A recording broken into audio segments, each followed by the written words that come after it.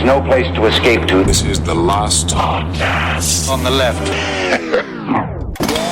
From your grave. That's when the cannibalism started. What was that?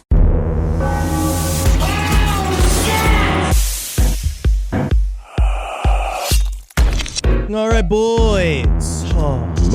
You know, are we recording? I'm doing this? Oh, man. Wow. Boys. Wow. Big stuff. Yes. So today's episode is a classic example of having to go through Marcus's mind. Great.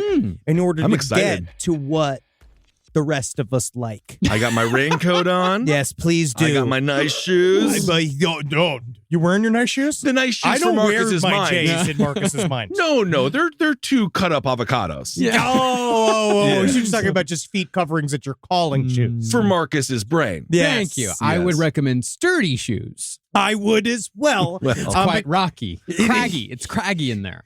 Yeah, craggy. I think it would be wet, to be honest.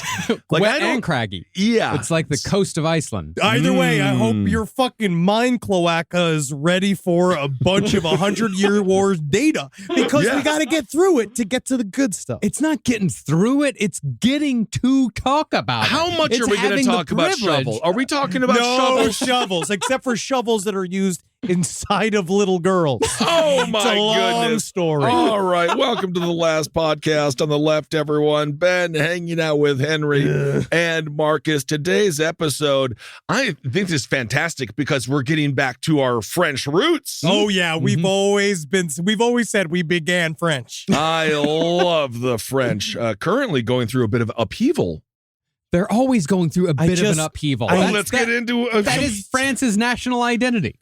Let's get into some upheaval of the past. Gilles de Rais. That's who we're talking about today. You did a good job. Thank the you. French version of George. I'm not sure, but Marcus also did good in the entire outline where he wrote out phonetically the French. I see that. Single French name, every single French location. It has all been written phonetically so as to not gain the ire of the people who care how I speak French. Absolutely. Interesting. And of course, he did spell out the words Gerard Depardieu, Groper, for groper. That's really good. That is really, He's a bit really of a good. groper. And a bit of a tinkler. But for all of you guys, I don't want to know what that means. he pissed in an airplane. We all Is know. that right? He pissed himself on an airplane after drinking too much red wine. At least he wasn't sober. But those are for all of you clamoring for blood. It's coming. It's All coming. right. Gilles de Rais was a 15th century French medieval nobleman who reputedly tortured, raped, and murdered hundreds of children in some of the most brutal ways imaginable in the castles on his many estates. And that's the only way to do it. As far as I'm concerned, is that the only way it's kind of appropriate is if you have many, many castles and many, many estates. I thought you were Right. talking about the way in which he murdered. It's like you really don't want to do it tenderly. You want to make sure you do it brutally. Brutally. No, he was talking about the real estate angle of all this, and that's what we really want to get into. These prices. Well, Gilles is a story reminiscent of the Game of Thrones books, one of decadence, palace intrigue, backstabbing, wide-scale slaughter, plagues, heroes, martyrs, murders, and black magic. Yeah, dude. I thought you were going to say, and boobs. Oh, There well, are actually boobs here. Yeah. boobs come up. Yeah, adult boobs. Okay, teenage boobs. Well, with inflation, they're adult boobs. French roots. That's what this entire episode is about, is our French roots. Yeah. Now, Gilles de Rais has been said by some to be the basis of the Bluebeard fairy tale, which first appeared in written form in Charles Perrault's 1697 story collection called Tales of Mother Goose. It was a heavy story for Mother Goose. Yeah. Absolutely a heavy story for Mother Goose, and you try to tell your wife that you weren't eating out of Smurf, you come home with a Bluebeard. That's funny. Again, funny stuff. That's funny or you're stuff. addicted to silver nitrate. Yeah, colloidal silver. Now, this, of course, is where we also get the modern versions of Sleeping Beauty, Cinderella, and Little Red Riding Hood. Mother Goose sanitized these versions for children so as to avoid scenes such as the one in the original tale where Little Red Riding Hood does a striptease for the wolf as a last resort. I mean, that's my play. Yeah, If I'm trapped in a room with a wild wolf, like a snarling dog, It's always important to get good and naked so that wolf looks at you, I think, and understands for a second, that's an animal too. Yes, indeed. And if you get hard at it, they back down. Absolutely correct, Henry. And don't forget the new Pixar movie, Little Red Riding Hood, about the talking clitoris that could. Wow. I'm on fire today. I am so hungover for my own stupidity. No, in that version of the story, it doesn't work. The striptease doesn't work, and the wolf eats everything except for her arms. Cool. Yeah. Really? Yeah. Well, all these stories come with a moral, and the moral of that one is trying to discourage women from sex work. If you try to strip your way in front of the wolf will eventually eat you. Well, I think that actually is an important lesson to learn just because the wolf will eat you, but at the same time, be naked when you're dead. I think that's important. Die naked. Go for it. Shoot for it. I agree. Now, the Mother Goose version of Bluebeard is actually no less violent than the original version of Little Red Riding Hood. In that version, a nobleman with a hideous blue beard attempts to murder his newlywed wife for disobeying his orders to not look in one particular closet while he's away on business. Very John Wayne Gacy of him. It is. Mm-hmm. She, of course, looks and finds that the closet is full of the corpses of Bluebeard's previous wives, who had all been killed for looking into the closet full of corpses of previous wives who had also looked into the closet. It's just a constant vicious cycle. What's the moral here? Don't look in rooms. Okay. But just as Bluebeard is about to decapitate his latest wife, her brothers appear and save her, and she thereafter remarries to a kinder man and lives happily ever after. Not one of the brothers. No. Fantastic. But the interesting thing... No. These stories, honestly, they can take weird turns. They really can. Oh, very much so. And then, she gets double teamed by all of her brothers. I guess quadruple teamed by her entire family. And then all of a sudden, like, what book is this? Mother Who's? Absolutely. And it's like, you're going to go to Grandma's house today. Hi, I'm Grandma. I'm also your mom. I don't understand. Fire. That one I don't understand. That one because she would be the grandmother and the mother if she was tag teamed by her own brothers. Yeah. Right? You know what? Yeah, that does make the incest Wouldn't she smack also work be out. the aunt? Yeah. No, I follow you. As soon as you're coming in a family member, just call her aunt. But the interesting thing about Bluebeard in relation to our man Gilles de Rais is that Gilles never murdered a wife, nor did he have a blue beard.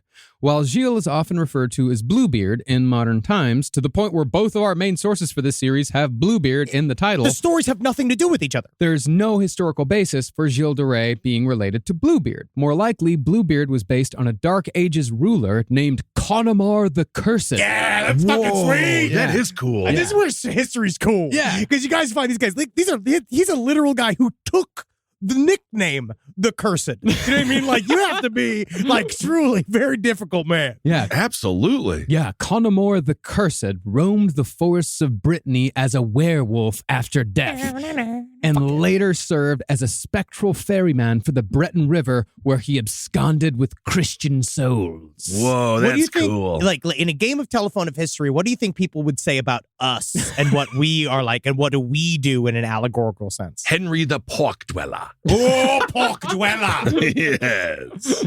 Well, one possible explanation for Gilles de Rais' connection to Bluebeard is that both he and Connemar the Cursed were from Breton, and over the years, the name Bluebeard may have just become a byword for any cruel French nobleman who delighted in the murder of innocents. Also, I think the one similarity is, as we'll go through all of the many accounts of what the actual quote-unquote crimes of Gilles de Rais, which we will cover all angles of it, but I think the concept that he had bodies hidden in his home. Yeah. I think that is the one direct connection. Had a lot of bodies hidden in his home, and there were a lot of bodies around where he was. Right. Wherever Gilles de Rais was, you would find a lot of bodies of dead children stuffed into pipes, burnt in, gigantic piles, funeral pyres. Hey, this just sounds like a coincidence to me. It does seem like he has he has an unusual amount of child corpses are surrounding him. Mm-hmm. It's kind of like you don't really want to be Bill Clinton's best friend. No, you don't. Yeah. They die. Now, we actually have no idea when Gilles de Rais began murdering the peasant children that he either kidnapped or bought from their parents. But during his trial, he was accused of spending the previous 14 years of doing so. He did, however, correct the court, saying that he'd actually only been murdering for 8 years. See, that's how Oh you my know God. he's a murderer. When he has to do the thing where he's like, actually, about his own series of a generation of child rape. He's a nerd. Yes. Wow. He's like, yeah, if you take a look at my Reddit profile, I think you'll know I started murdering 8 years ago. Look at how many times I've gotten gold for murdering children. Come at it. Attack them. Why can't I be like you? But to that point, we also have no idea how many murders Gilles de Rais actually committed. At the low end, estimates put his body count at around 140. Dang, that's the low end? That's the low end. The more Okay. sensational accusations have Gilles murdering almost 1,000 children. I mean, at that point, though, how are you doing anything else? Yes, If seriously. it's thousands of children now, we're like, okay, all right, buddy. That's literally overkill. Did he hold down a job this whole time? He was a bit of a gadabout. During some of this time, he did have a job as a soldier, which we'll get into, but he was a nobleman. Their entire lives were based around decadence and showing how decadent they really could be. He was also a theatrical producer for a little while. Ooh. We'll get And to a that. wizard. Yeah, he had a lot of different hobbies. Wow, a He did. wizard. Hobby. Yeah, it's vanity hobbies. So yeah, that you could describe as serial killing as a vanity hobby. Ooh, I He wonder how was- many people Russell Brand has killed. Okay, just wait a year until that becomes a marketable thing that he can say on his podcast. Well, what we know from testimony during Gilles' trial, however, is that the sheer number of victims and the freedom he exercised in their killing, it allowed for an escalation of cruelty and gruesome experimentation not seen outside of Dennis Rader's wildest fantasies. Because again, Dennis Rader didn't have the institutional family money it would take to make these giant fantasies come true. Yeah. And that's Yeah. really what it comes down to. It's about investing your money correctly. And that's Yeah. why we here at Robin Hood Investments really think that if you want to build up your opportunities for Right. child murderer by thinking about tomorrow today. Integrated marketing complete. Good job. They don't even cover us. They dropped us years ago. Oh, did they? Yeah. Yeah, they did. But I mean, with Robin Dennis, Hood's a scam anyway. Yeah, fuck those pieces of fucking shit. Also, Unless they're Robin Hood back. stole from the rich and gave to the poor. But like Robin Hood, that means they're going to take all my money and then give it to someone else. Mean. On fire today. On fire. fire. But I mean, to the point of Dennis Rader, when Dennis Rader was a child and when he was an adult, he would draw these elaborate like pee-pee dungeons. Yes. And like, when he would, draw these huge, started with silos where trains would come and like run over women, but slowly. Leonard Lake and Charles Ng, they did the same thing. The giant descriptions of massive torture castles Yeah. and like in underground bunkers filled with rape rooms. Gilles de Rais did that. Like he made all of that a reality.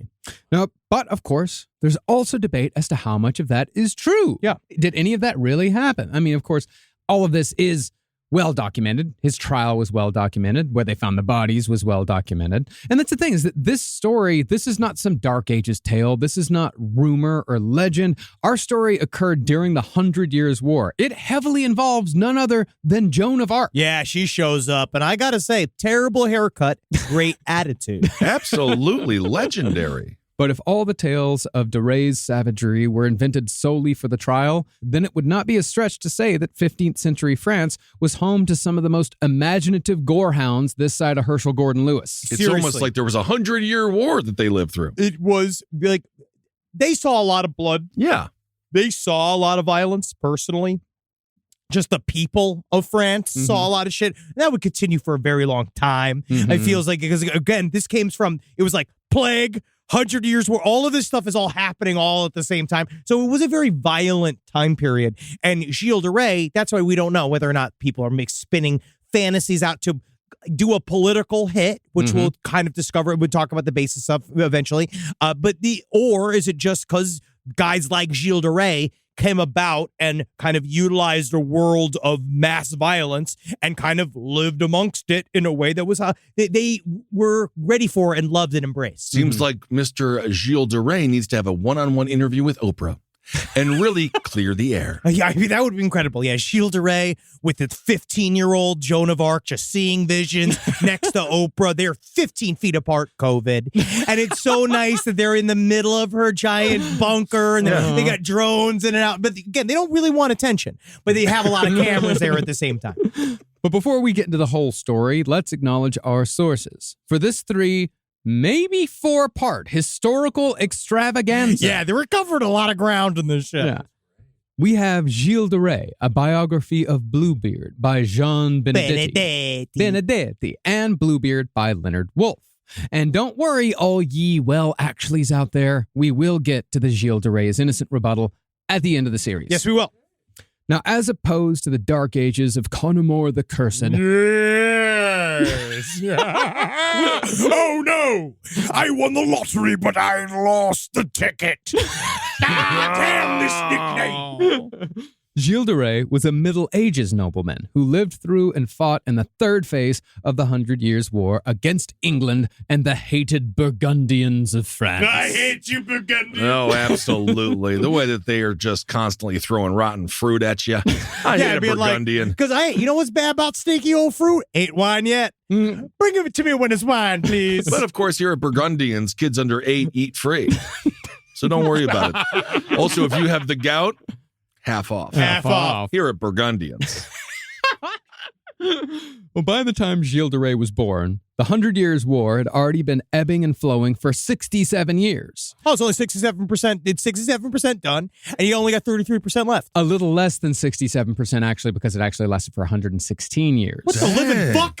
Yeah, Why is we not doing a whole episode about that? The 116-year war doesn't really sound good. Yeah. Yeah, it's dumb. It's dumb. That's dumb. 100 years? That's perfect. Well, it was 3 phases. It had kind of been kept alive through squabbles between France and England, and sometimes between France and France. But France wasn't France. France was half England. Yeah. Well, we'll get into that. Oh, man. I don't understand. I'm excited. This is one of these wars that, like, that's why I was like, with Marcus, as we were doing the production call, I was like, this week, it's all about you explaining to me and Kissel what is happening. Well, I think I've done a passable job. All right. Let's get into it. But as it goes during warfare, both medieval and modern, and as it went with the victims of Gilles de Rais, those who bore the brunt of the violence and horror in the 100 Years' War were the people caught in between. Yeah, man. It's always the turkey in the sandwich. It gets the teeth. Absolutely. That's a fantastic saying. I like it. It really is. Yeah, Really just made good. it up. Yeah. That's I hope you did. Yeah. Because if you stole that from someone. Yeah, I stole it from a very stupid man. Yeah. Well, the armies of both sides of the 100 Years' War regularly turned the French countryside into a blood-soaked, plague-ridden horror show of desolation and death, filled with rotting cattle and deserted villages populated only by the skeletons of the people who once lived there. The only skeletons live here, man.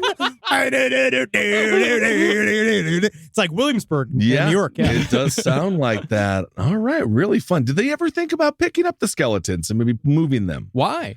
Because you want to build a house or No, something. because all that's going to happen is next day, the French just push through. Next day, British are going to push through. You're just going to have to fucking pick up skeletons. That's why I don't make the bed. I see. This is like when you know you're going to start a bender on Friday, so you're like, fuck it, I won't clean my house till Sunday. Because what's the point? I'm just going to tear this in a fucking self-hatred filled rage just again and again and again. Why clean? Got you. And if I'm going to go on a bender on Friday, why do I really need to put in effort on Thursday? And then if Thursday really isn't going to be a big deal, then Wednesday might as well be out the window either. Yeah, what the fuck am I doing Wednesday? Well, Wednesday, if I don't give a shit, Tuesday. Lucky you don't even get me out of bed for less than $10,000. Yeah. You guys are making really valid points here. But the armies were only the half of it.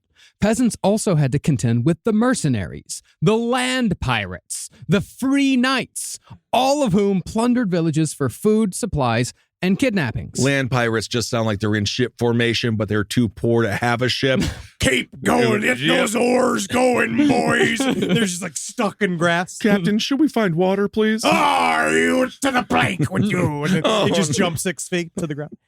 Well, kidnappings and pillaging, that was how most of these men, including the official French soldiers, that's how they derived their pay. Yeah. In fact, it was considered respectable for a professional soldier to hold people for ransom to fill their pockets. This isn't a reminder to the audience of when you are, we're in this period of time where we're a little bit more self-conscious than we would have been in the past about, like, and have this knowledge. So we're always like, end of the world is happening right now, when it's actually the world used to be like way more dangerous. And this concept of like weaponizing looting, because I use that Civ. Civ 6 yeah. is extremely Of course. important when you're doing a domination run, right? Because you got to get those guys in there. You get cavalry in there going really fast. They rip up all the natural resources, so you cripple them Sure. supply-wise. Then you gape them from the back. You come from back. They don't even fucking expect all of a sudden siege towers were on the fucking unoccupied lands around them, and they had no fucking clue that you were coming until it was too late. If you went back in time and just told Gilles de Rais that story, but didn't say that you learned all that through a video game,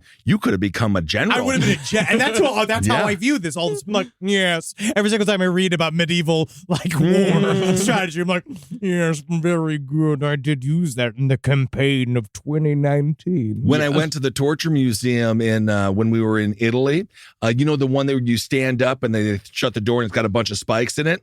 I was too tall.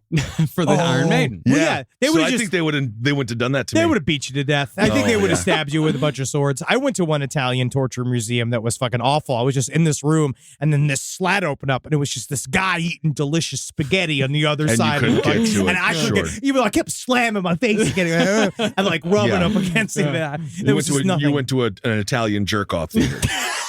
An Italian jerk-off booth where you just watch It's a paper boat. someone It's a eat. paper boat. Yes. from your grave. And the reason why life was so chaotic, this could all be traced back to what else but the Black Plague.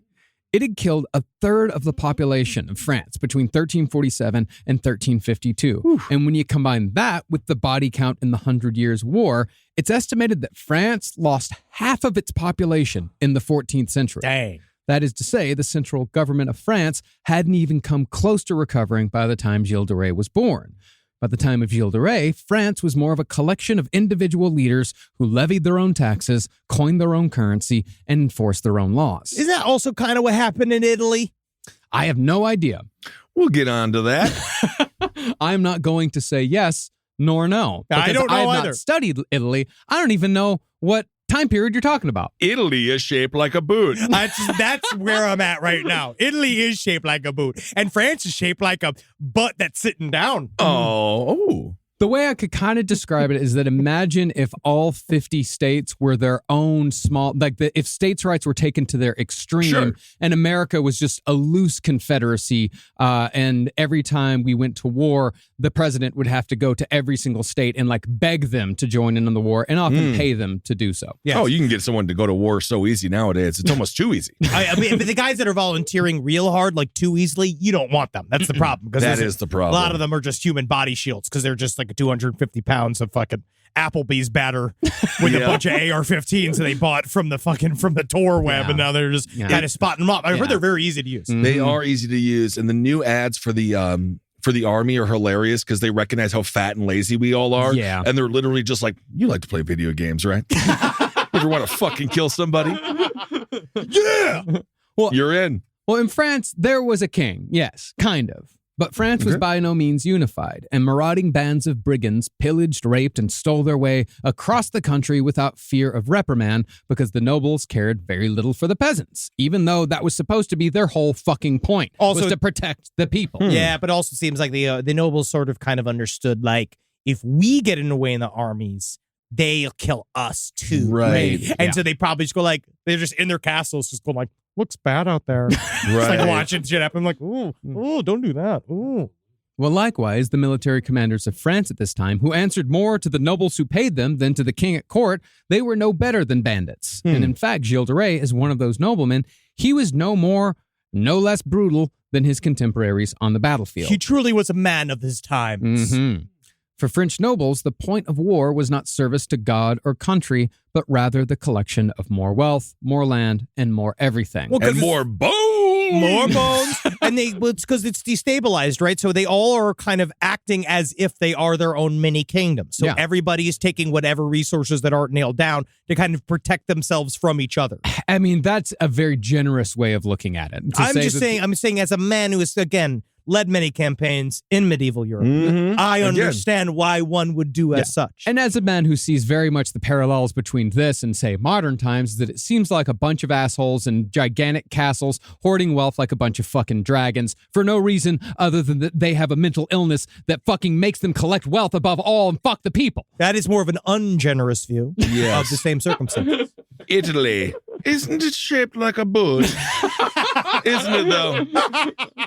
Isn't I it won't tell shaped you you're wrong. like a I boot? won't tell you you're wrong. Yes. I mean, this was all in service of a pointless decadence that would lead straight to the guillotine a couple of centuries later in the French Revolution for these fucking useless noblemen. Guillotine. But back in the 15th century, this meaningless indulgence at the top seemed to encourage the base instincts of the soldiers on the ground. Here, in my best Dan Carlin history voice, Yeah, he's gonna be good. is a description of the horrors that a peasant in the 15th century had to look forward to when soldiers were spotted on the horizon. Now, we will need some light sort of like History Channel filler when we in post. Well, it's something that really fill this out. Something real nice. Absolutely not. When Dan Carlin speaks, Wow. Dan Carlin speaks into silence because the words must be appreciated. I thought Dan Carlin didn't talk for 5 years and then talked a lot. And Well, then didn't talk it again seems for like it's 5 more the more years. opposite, that he's talking a little bit over those 5 years, one day at a time. Yeah. We'll say one sentence into a microphone and go, sheesh, work done for the day. And then just go back. He's living a charmed life. I love him. He's living a wonderful life. All right, Absolutely. here we go. They took women and children without difference of age or sex, raping the women and girls. They killed the husbands and father in the presence of their wives and daughters. They took nurses and left the children behind so that they died for want of food. So good, Marcus. Thank you. They took pregnant women and chained them so that they gave birth in chains. The children were allowed to die without baptism, and the mother and child were thrown into the river. They took priests and monks, chained them up in various ways, and beat them so that they were maimed for life and driven out of their minds. It's the drop. You do the drop. Some were roasted alive, others had their teeth ripped out, others were beaten with huge sticks, and none were freed until they have given far more money than they could afford. Now that doesn't sound like a very good time now, does it? That's great. Wow, no, it doesn't, Dan. that is the most obscure, on the money, Yep. deep cut podcast reference that's around. Really, really That is well great. done. Thank you very much. Really he's, well done. He's my hero. What He's can I so say? great. I mean, it's This that's is how my it goes. impression of Dan Carlin doing an impression of Marcus Parks. Oh yeah, no, he is at home right now going like, no, I don't think I sound like that. making fun. I don't think I sound like that. Dan, the lasagna is ready. And I told you, if you talk in your radio voice at dinner one more time, we're getting a divorce. Honey, I told you, I wish it was different. But when it came to contemporary medieval accounts of what was actually happening in France, let's hear a section from a medieval text read by Henry Zabrowski. The countryside is desecrated, and shepherds are slaughtered. There in the dung, without a bed, with the dead sleeping, one on top of the other, in piles. Many noble shepherdesses were left alone, without their lovers. So many heads cut off, so many feet, fists, so many arms without hands. It's Wow. kind of a lot. It's a lot. Sounds like a lot. I think there was never so much as a shedding of human blood, nor a slaughter more cruel. Not since Tuesday. Not since Tuesday. So did you feminize the word shepherd to shepherdess? They say Shepherdess. shepherdesses. Yeah. Is that right? I never heard it's of a that direct before. translation from the French, which is probably something more Yeah, like. Interesting. No, it's shepherds and shepherdesses. I didn't know there was a female version of the shepherd. I thought they were all shepherds. Back in the day, gender wasn't as complex as it is now. Oh, is that right? And so, yeah, back in the day, some shepherds, they had ding-dongs. But other shepherdesses, they had woohoos. Little Red Riding Hoods. Now, this savagery was of no concern to the nobility of France. During the 15th century, every castle, as Henry said, was its own little kingdom. Every castle had its own little private army. It's cool. And there in the castle, the nobility ate lavishly while the peasants starved. It's got to be on the right side of that lance. What kind of animals would you put in your moat? I want alligators, definitely. And the alligators, yeah, that'd be good. Hippos, if I could get them. Hippos Yeah. would be great. Beavers, they build their own walls. They're working for you. Yeah, No. but now I'm the one. I need control of the walls. No. The beavers, they build the walls across the river. They would actually not Ruin be the moat. Yeah, they would ruin the moat. They'd fuck up the moat. Yeah, Yeah. they just treat a ditch, which I'll is still train useful, I'll but train not as cats good. to swim. I actually kind of just want to put dudes in the moat. That would be great. Do you remember the lady I showed?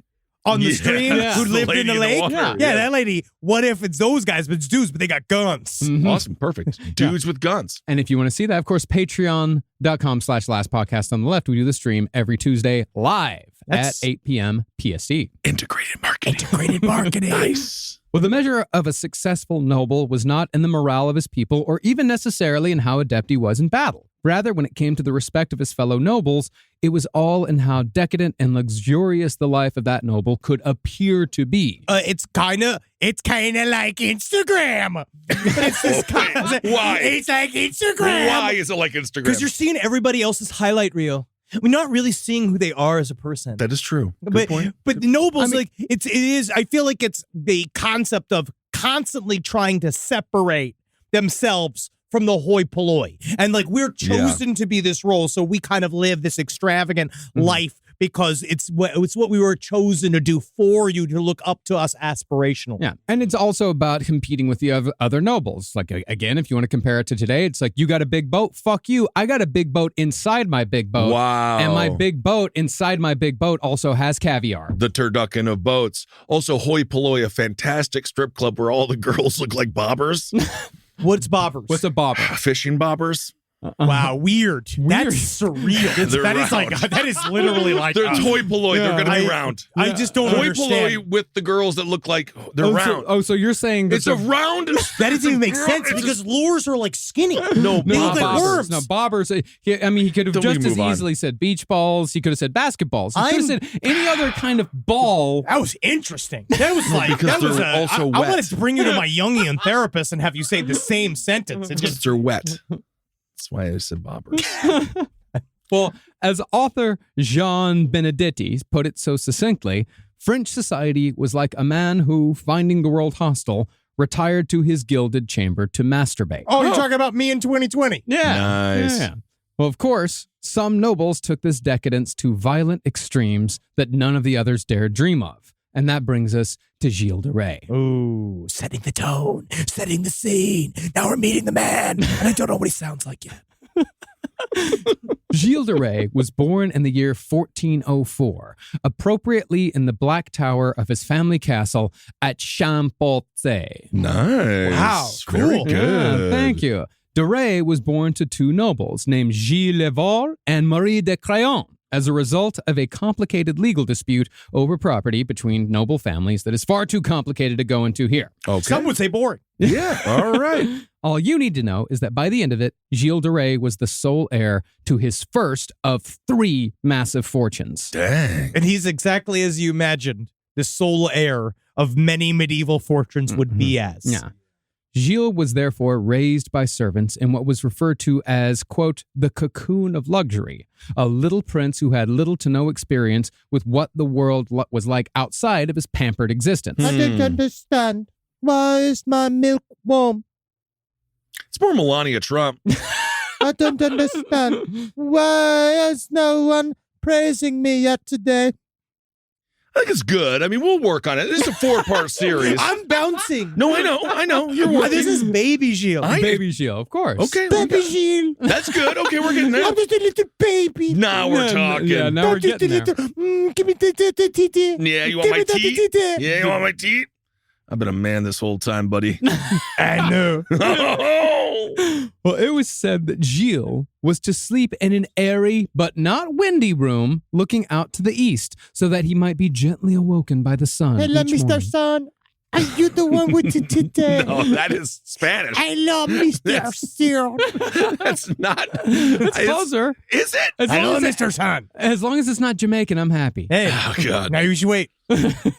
Well, it was ordered that he be bathed often, but not too often, lest his skin be softened. Hey, man, you need Oh, skin. my. You need the skin just leathery enough to be a man about a horse, but you also need to be soft enough to be touched by a fine maiden, which is the line I ride. Absolutely. Feel these hands.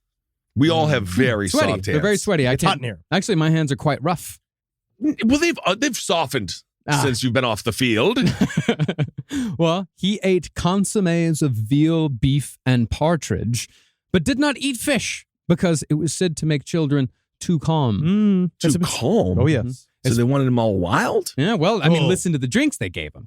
he consumed the standard noble child's beverage, which was 5 parts boiled sugar water and 1 part French wine. Man, that's cool. Whoa, so they were getting hammered. Yeah. And Well, then the what wine didn't get you drunk like it used to, I don't think. I think it must have. Well, I think back in the day, I don't think wine and beer and all that was quite as strong as it is. It's not like an You don't think IPA so? or anything. No. No, he's not a total douchebag. He's not drinking IPAs. But that's save it for Old and McNeely. But why wouldn't the wine be any?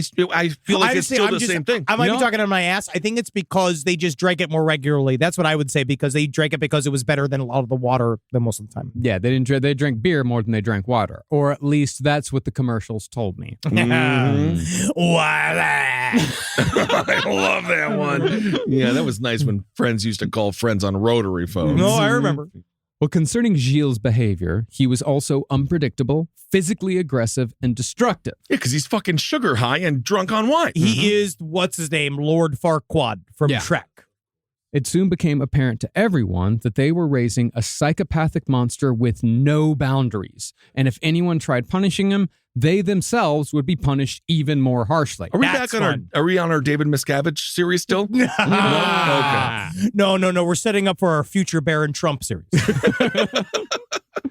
However, it was also clear that Gilles de Rais was brilliant. And by the time he was an adult, he was considered one of the most well-educated men of his era. He was tutored in sciences, art, music, literature, and theater, of course, which we'll get to later. Okay. When Gilles was still a child, though, both of his parents died within the same year. His father, in a very Robert Baratheon-esque death, was gored by a wild boar while hunting, died slowly in bed. I'm pretty certain he must have just taken that, because there are certain things he said characters were inspired by history, like as he researched. George R. R. Martin, you mean? Yes, and that sounds like that is his death. Yeah, that's absolutely Robert Baratheon's death, yeah. Yeah, gored by a boar. That's kind of a fun way to go. I mean, that's the thing, is that you eventually just have to sit in bed and then you shit yourself to death. Yeah, you just shake until you die. It doesn't eat you, huh? No. It just gores you and then it runs away. Yeah, it goes like, and then it leaves you just sit there, and then you are literally bored to death. Wow. Then you just bleed out and shit, huh?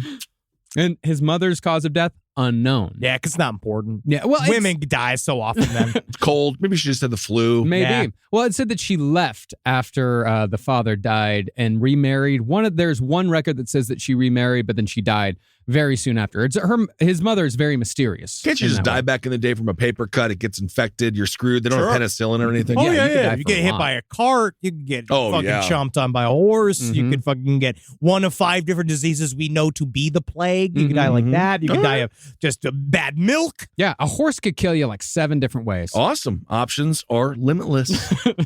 What we do know is that after both parents were in the ground, Gilles had only one living relative besides his insignificant younger brother, who really only interacted with Gilles when Gilles became a theatrical producer in his 30s, and his brother wanted to direct. That is a story as old as time.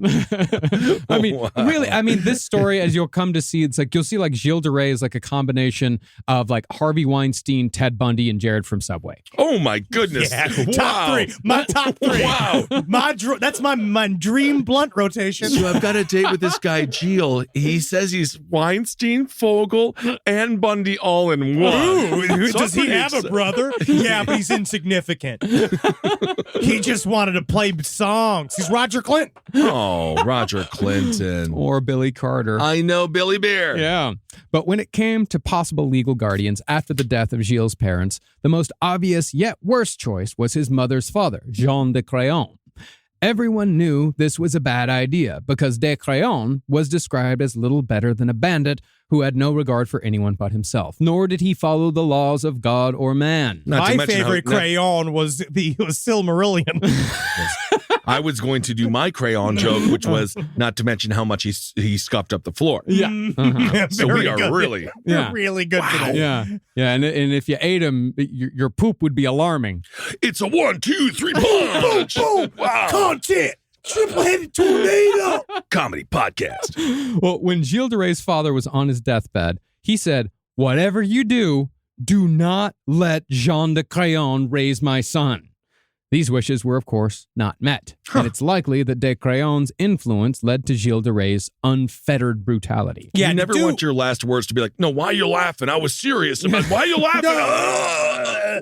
He was a bad guy. Yeah, he was. And then he trained Gilles from a very young age. He was the kind of the first example of like, he was the ultimate corrupt motherfucker to use the most dirty-handed tricks that were technically still like of like common use. Like people would use what he used, but mostly it was in bad taste. Well, they would use them sparingly, and de Crayon used them all the time. That was his only tool in his toolkit. What's that one guy that trained Batman? Played by Liam Neeson. That would be Qui-Gon Jinn. Yeah, Qui-Gon Jinn. Ra's al Ghul. Yes, Yeah. kind of like that guy. Ah, Kind of like Jar Jar Binks.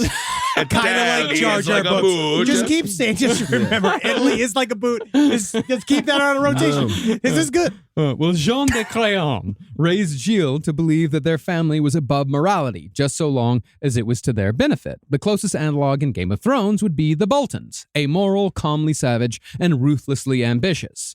This would, of course, make Gilles Ramsay Bolton. Cruel, oddly charming in a serial killer sort of way, and reckless, but no less skilled in warfare. Okay. To that point, just as Jean de Crayon was giving his grandson the worst possible moral compass one can give to a wealthy brat, Gilles de Rais was being trained for not just command, but battle. Oh, yeah. Jean de Crayon must have really scuffed up the floors when he was walking around. Just got, man. Crayon. Yeah. Mr. Crayon comes as this for. Rise from your grave. See, for all their pampering, some nobles did participate in on-the-ground warfare, and Gilles was a prime example. Starting at the age of 11, Gilles began training in 33 pounds of chainmail and a full set of plate armor. It's the sort of stuff that we think of when we think of a medieval knight today. Yeah. You know that they are really not they are more mobile in that armor than you'd think they would be. Yeah. You've watched modern like armored fighting, right? Yeah, it's really fun. It's my favorite because that's how I want to work out. Yeah, what they... Like I said, I got too many hairs. Yeah. Oh my God, yeah. For the pull. chains. Yeah, Oh, yeah, the chainmail. I Man, you're love that. ripping up my fucking chest because you know how thick my Oh shit yeah, is. but Yeah, I don't yeah, even it's think real you can wear a watch. No, Yeah. I can't. It hurts. See, I use chainmail to clean my cast iron skillet. It's actually very good for it. It brings up all What? that. Yeah, I'll actually send it to you. You're going to love it. You clean with the fucking most heavy metal sponge possible? It's a heavy metal chainmail sponge. It's Whoa. fucking good. It works wonderfully. It's just like you and Rob Halford. Yeah. I have the sponge mommy and the sponge daddy and I make them kiss. Yeah, make them fuck. Yeah. Then I got sponge baby. Sponge baby. But that's the thing is that I really love the feel of chainmail, and I know I want to buy some chainmail, but I know if I bought it, I just wear it around the house all the time. You're allowed to. Yeah, you can do that. It's your house. Yeah, you're married. Yeah, I guess Actually, it might be good. Good exercise. Actually, it would be. And just to have the general weight on your shoulders might be You nice. know, it's so Because you're not difficult. carrying Carolina at the No. concerts And anymore. honestly, getting like when Carol, obviously she'll want to divorce you when you do that, but it's hard as shit, dude. yeah, whatever. Yeah, exactly. Being like, you will never get through these emotional armor that I'm wearing, Yes. and then she could try to serve your divorce papers while I have this metallic visor on. Can't do Yes, it. and then she can serve divorce papers when we're doing our panel at WonderCon.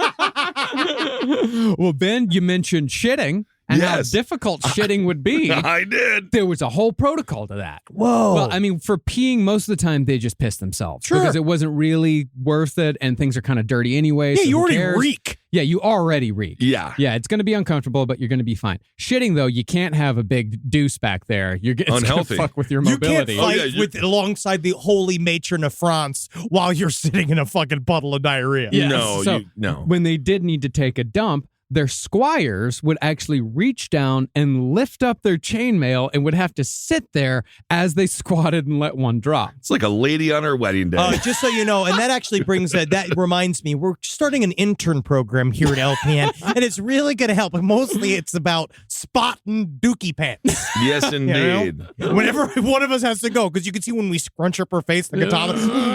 That's how you know they run. They pull down our pants so we can free shit. That's It's great. going to be nice. College credits. I feel like some would actually still drop into the chainmail, but Yeah. maybe you have to horse it out. You gotta really push it out. Yeah, horse it out. Yeah, really get a splash Yeah. out there. A good distance from your body.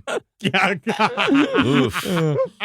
Well, when it came, I'm happy to be alive now. I Me hate too. Twitter and stuff, but like, I'm fine. Yeah, Yeah. Twitter, I I'll just just don't not look look at the it. phone. Yeah. Yeah. it's fine. But when it came to weaponry, Gilles was trained with 10-foot lances ending in metal spearheads. He knew how to use swords, daggers, truncheons, axes. Cool. By the time he made his debut in public life in 1420, i.e. his first battle, Gilles was ready. Man, Nepo babies suck now, dude. They don't have any skills. Like, No, that's they don't. fucking cool. I would respect a lot more like kids, like trust fund kids, if they came out of it with full warfare, like medieval level I mean, training. They knew how to use an Nepo axe. babies have the ability to make us think that they are victims of being rich. Yeah, I know, and that's Which is the my that's the favorite greatest twist that I've power seen of so all, yeah. far. Yeah, that's a good twist. But I would also like them to use axes, but not on me No. or on anybody innocent. I know. Well, except at the same time, I like the news story. Whatever they do, I will read it and go, whoa. Like, I'll be Yeah. interested. Oh, absolutely. But no, it'd be bad. Yeah. Absolutely. So he's 14 years old at this time. He's in his early to mid-teens, somewhere around there. Yeah, I mean, he's about 13, 14, actually. Show me the titty. Yeah. I mean, I was thinking Heath Ledger, A Knight's Tale. Yeah, right. Oh. I'm a nut, and everybody thinks I'm handsome. Right? Is that, was he British in that? I actually, Actually, I we think just got he- written up in Men's Health, and they said that you were a comedian. If a comedy podcaster was made in the lab, they said that was you, and I agree wow. with them 100%. I'm pretty certain the article was written by a bot. No, I think it was written by I robots. think so, because it seems like it was like a list of podcasts that were popular like 5 years ago. Hey, that's still nonetheless. But I agree with that, and you're coming in today. Show me the titty. Show me the titty. All right, I just it keep holds up. saying it. AI has not Hey, been man. wrong yet. It's It's not been not wrong. wrong now. Not at all. Hey, Not at all. it worked for Adam Sandler. Well, Gilles participated in a successful campaign to resolve an unknown yet probably meaningless dispute between two noble families that resulted in the deaths of dozens, if not hundreds of people. Ugh. Gilles then, of course, returned to his castle to revel in decadence. Cool. This is actually somewhat of a normal pattern for French nobles. You'd go out, you'd kill a bunch of people, you'd probably fuck up your own peasants for a little bit, you'd let the other army fuck up your peasants a little bit. You'd kill dozens upon dozens of people. Then you'd go back to your castle and eat goose neck for the next 6 days. Ooh. I feel like all of it feels like stressful. It's very does. stressful. Even the big meals seem kind of stressful, and I like a big meal, but it's like Why? partially it's like everybody's there Yeah, it's because like, like, here's a bowl of sparrow's feet. but I would eat that, but I kind of want to be alone. Mm. And like at that point, I'm tired, I'm Yeah. burnt out. Yeah. Like, because that's But what I now- do at the end of touring and stuff. I'll just like a night horse comes out. I'll order like $90 worth Oh. of Chinese food for myself. Did you say a And- night horse? Yeah, night horse is when the food comes at night, when I change to a man that needs different than the healthy man that was during the day. I You get ya. self-describe as night horse when you're hungry after 10 p.m. Well, this has already come up. We've talked about this. remember that. I don't remember night horse at all. I don't remember night horse. It comes upon me, and but I want to be alone because it's still with these meals. You still got to entertain. Yeah. I just got done killing everybody. I just like I'm out of juice because we did a whole like group thump on a bunch of pilgrims, and now what am I supposed to do? Now I got to eat in front of all y'all. Well, the jester, I got to maintain the jester because if he's not funny, I got to kill him. Yeah. You know how difficult it is then to find another one. Yeah. But when you go home and you eat, and yes, because I completely understand, but you want the TV on. You want Guys Grocery Games, you want Triple D. But I don't want to So the joke- entertain. Yeah, but there was no Netflix. There was no TV. You have to do it live theater and chill. I know. Mm-hmm. So There's you tapestries. you watch food shows while you eat. Yeah, of course. It's like watching porn while you fuck. Yeah, sometimes it really does. It helps you get re-hungry for the food that you're eating. Interesting. You Sometimes don't do I'll that? eat. No, Well, I'll I watch don't a- watch cooking shows. They're boring as fuck. You got to watch a cooking show, and then what I do is sadly is that this is really true. It's like I'll get a food that obviously resembles nothing of like the fancy cool food that they're eating. Yeah. I'll eat like a bowl of cereal, but in my mind, I kind of pretend that it's the food that they're eating. You don't watch Triple D? No. We're all different. We This are is- all We're all different. different in our own way. We are all different. You know Italy's a boot. I'm a comedy podcaster made in a lab. I know, and he doesn't watch And fucking I've Triple D. Got a brain full of craggy rocks. How much Guy Fieri have you watched in your life, do you think? Hours? Maybe wise? 10 minutes. Interesting. Wow. And he can still consort with you. It's amazing. Yeah, I know him as a character, but that's it. Oh, he's a little bit more than that. but- He is. He's a man. He's a man. He's a Producer. father. No, that's what I mean. He's I a mean- volunteer. He's a chef. He's a restaurateur. He's a business owner. Thank you, Henry. Absolutely correct. Soon to be president. I have nothing. I'll take him. I have nothing against him at all. I appreciated when he followed Rage Against the Machine on tour for like 6 weeks. I appreciated that. He's was anti-establishment. Fun. He is. Until he becomes the establishment, and then we'll see what happens when the long arm of Guy Fieri comes for us all. He would have to do something real bad for me not to defend him. Yeah. Okay. All right. Well, what's real bad? Catering Epstein Island. I'm Guy Fieri, and I'm rolling out to America's places where people have sex with young people. I'm glad that we let it roll out. I'm glad too, yeah. Well, pretty soon after Gilles' first battle, his grandfather, Jean de Craon, decided it was time for Gilles to get married. Oh, yay! Good for him! Now, the question of Gilles de Rais' sexuality has been the subject of much controversy throughout the years. We definitely know that Gilles was not heterosexual because it was said multiple times that Gilles had no interest in women whatsoever. In fact, some of the conspiracies that have sprung up around his conviction for hundreds of child murders and his subsequent death, they assert that he was framed and killed because he was gay. Well, one of the reasons why he was framed. One of the reasons. I personally do not believe this to be true, nor do I believe that Gilles de Rais was gay. Gilles de Rais was a pedophile, full stop, and was only sexually attracted to children. Didn't matter, both sexes. To go from 1 to 100 here, his servant said that the main difference in how he treated boys and girls was that he took more pleasure in having sex with the neck stump of girls he decapitated than he did in, quote, using their natural orifice in the normal manner. While boys, he just did whatever. Yeah. So he was a man of different tastes and different flavors. We're all made of multitudes. yeah, I guess it's a spectrum. Love's a spectrum. Love's a spectrum. This house chooses love. This house chooses love indeed. He's kind of got Gary Glitter tendencies. Far worse. Yeah, But far he's worse. So but Gary yeah, can feel good about that. He really can. Let me call him. Yeah. So suffice to say, Gilles de Rais' marriage was not what you'd call successful. See, if a woman marrying in medieval times had the best of luck, she'd have a husband who was at the very least kind, and they might have something that resembled love eventually, like the Starks. Security grows into love, Yes. doesn't it? Does That it is not? why I keep you safe from the pillaging hordes, Carmelita. Sweet Carmelita. Now, you haven't bought me a son? Unfortunately, I'm going to have to cut your tits off. Oh, no. Yes, but I'm one of the nice ones. Yeah, so nice is probably just they don't get killed. Yeah. They don't Okay. get, nice is like they are There's cordial. some love back in the day. I feel like there was Sometimes. some. Who knows? Every once in a while. I would hope so. Yeah, Ned and Caitlin Stark, they were fond of each other. They were fake, but Yeah, that's not yeah. real. They must have had love back then, too. Yeah. of course. They were, I would say, a fondness. Okay. But for others, they were matched with men like Gilles de Rais. In this case, we have Catherine de Thuers.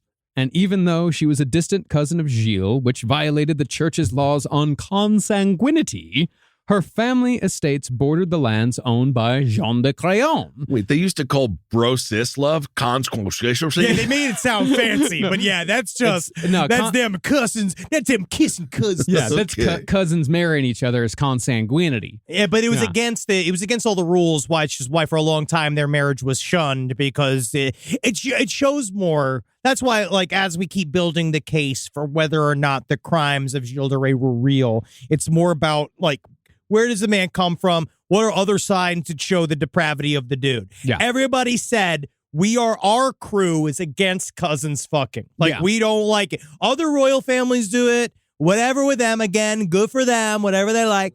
But we don't do it. And they had many options. He was an extremely, like, the potentiality of his kingdom was massive. He could have gotten anybody. And the fact that he wanted to keep it in the family was an immediate showing of, like, oh, this is like a deviancy that's starting to grow from early on. Yeah. Well, there's also a practical side to it as well, because Jean de Craon's lands bordered the lands of Catherine de Thuers, so a match with his grandson, it was too good to pass up. Yeah, I did cousin marriage in Crusader Kings. You have to. You have to.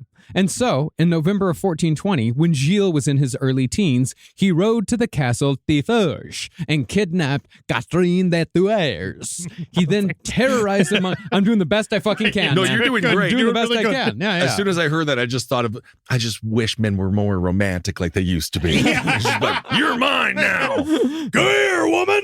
Yep. He then terrorized a monk into performing the ceremony because of the consanguineous nature of the marriage. But in her marriage, Catherine was vaguely lucky because the marriage was one of the few times that she had to actually be in the presence of Gilles de Rais. Now, that's not to say that he wasn't physically and mentally abusive to her when they appeared at the standard festivals, baptisms, and weddings, but most of the time he left her to live at the castle Puzoge, where Gilles never went. Now, they did have a child 10 years after they were married. Which speaks to a lot, because that's like a lifetime in medieval time to wait to have kids. But that conception was certainly not a romantic endeavor and had more to do with securing Catherine's lands and producing the obligatory heir more than anything. Yeah, because I don't think he ever saw his child. No. Yeah. No, he did not. He had no interest. You think they whatsoever. did it with the sheet? Little hole in a sheet? I think that when they did it, it was either He's probably looking at a perfunctory bunch of or it kids. was extremely brutal. Yeah. I would imagine extremely brutal. Yeah. Yeah. Now, of course, the marriage between Gilles and Catherine wasn't the only land deal being made through a marriage, and it certainly wasn't the only one that involved violence on the part of the de Rais family. In the early 1420s, Jean de Crayon's wife died, so he decided to remarry. And in order to consolidate land and power even more, Jean de Crayon married Catherine de Thuer's grandmother, Anne de Siey. I thought you were gonna... Anne de Siey. What? Who? He's a crayon. She's a marker. Opposites fucking attract. I mean, I'm now seeing in your mind. I saw like a collection. I saw him as a giant crayon with the crown on it, and I saw a lady with I saw boobies on a marker. Obviously, I saw long hair on the marker. Yep. But wow. When you smell my wife, you get high. Remember that when markers used to make you high? Oh, yeah. Oh, yeah. I loved it. And then they ended up making the markers that smell good. Yeah, I like that. Yeah, the good smelling marker, yeah. the scratch stuff. The great marker was the best marker. They don't do it anymore, though. No. It's because the chemicals probably caused us all to be sick. Look at us. Oh, yeah, yeah. Well, when Jean de Crayon married Anne de Siey, that granted him the castles Tifage and Puzoge. Oh, right. Yeah. However, these castles would not be passed to Gilles upon Jean de Crayon's death, so Jean had to brute force his way around the law, and Gilles de Rais was about to learn an important lesson. Jean kidnapped the wife of the man whom those castles were supposed to pass to after his death, and told her that if her husband didn't give up the castles Tifage and Puzoge, he would sew her up in a sack and throw her in the river. That's called negotiating. Do we know if the husband likes her? I mean, it's a matter of honor more than anything. He shouldn't get the I castles. see. It's more just like, that's my wife. You don't do that to my wife. I'm the only one that can hate her. No, she just died. The dude was going to get these other castles, and then he took the woman that had the castles attached to her, and just be like, well, you're my wife now. No, it wasn't still, you're my wife now. It's like, sign over these castles to me, or else I'm going to sew you up in a sack and throw you in the river. Again, negotiations have to start somewhere. But she called his bluff. Whoa. She refused. He did not sew her up in a sack and throw her in the river. What? So, to try and negotiate a peaceful end, the captive's husband sent 3 emissaries, including his own brother, to rescue her. But they were thrown in the dungeon to, quote, rot without food or drink. Now we're just collecting family. Mm-hmm. Yeah. Did they also use that dungeon as a bathroom? Have you seen that? Like the toilet dungeons that existed back in the day? I Oh, was yeah, watching where one. people would shit above the Literally. toilet. Yeah, and they would. It was nasty, dude. You don't want to be down there. No. Well, finally, though, with both his brother and his wife in captivity, the rightful heir to the castles Tifage and Puzoge gave up and handed over the rights to the castles, in addition to a ransom.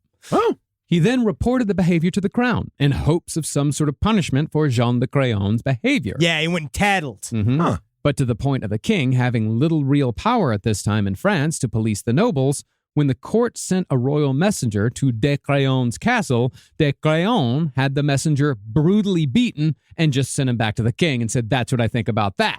Like Jamal Khashoggi. Wow, I don't know. Jamal Khashoggi. You don't know that story? The Saudi?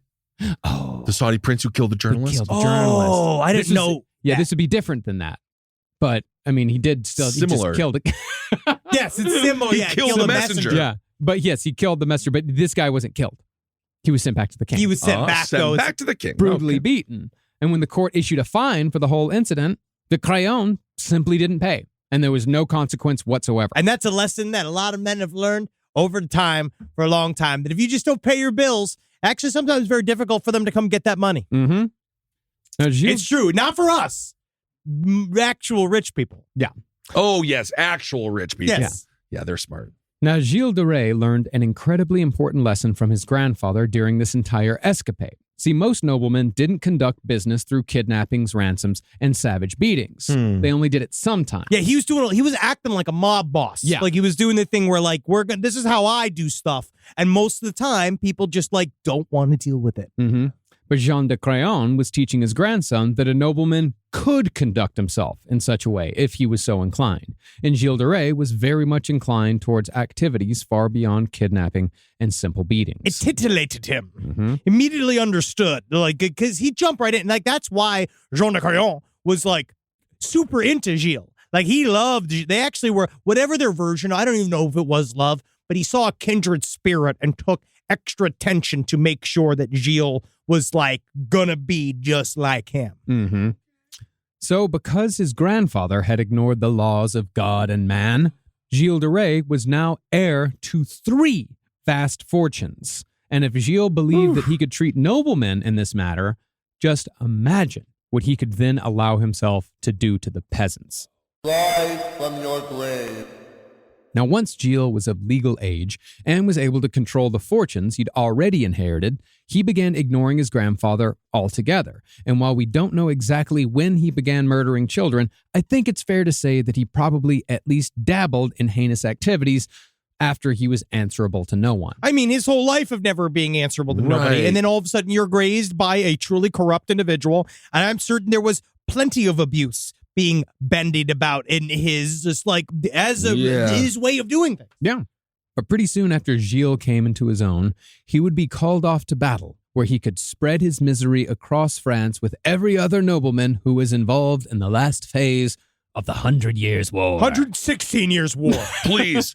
Was he actually facing battle? Yes. Oh, yes. So that's interesting that they actually sent the noblemen out to truly fight. Absolutely. Well, it was their choice. Yeah, they wanted to okay. go. Because it brought great honor. It brought bragging rights. And just that's what you were trained to do. Yeah. He was trained to kill. And so now they put him out there to go kill. And he really took to it. Yeah. He thought it was very fun. Now, I'm sure most of you know that the 100 Years' War was not a war that lasted for 100 years straight. How long did it last for? 116 Years War. And that's what we're doing. And that's what we're changing today. What? And it was actually not 100 years straight. It was 3 periods of war.